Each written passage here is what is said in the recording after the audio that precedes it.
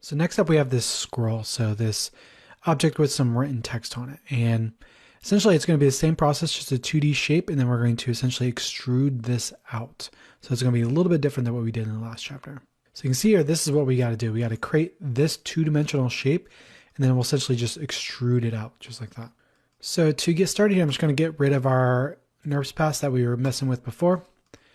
And what I'm going to do here is just start by jumping into the add menu and going to curve and just do another NURBS path right there.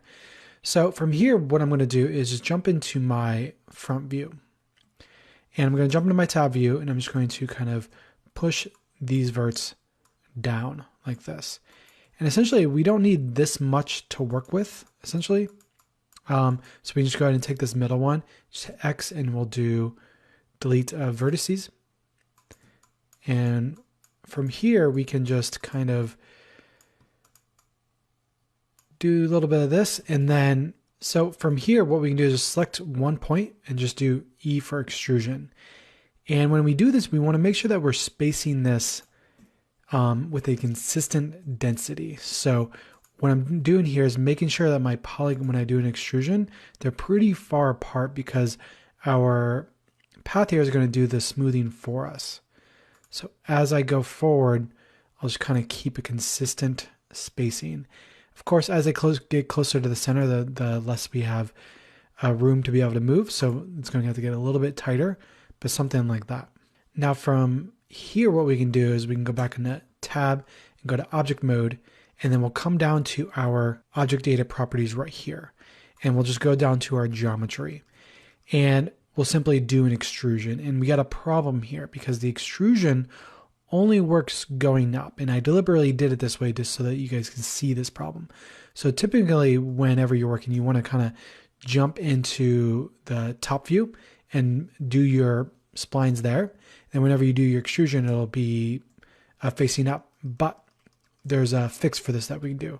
If we simply just do a rotation and we rotate it something like 90 degrees right here.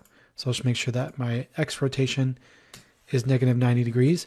What I then can do is just simply object apply transforms. So this rotation that we're doing here, right here, this is happening above this extrusion that we have here. So this extrusion is part of this object.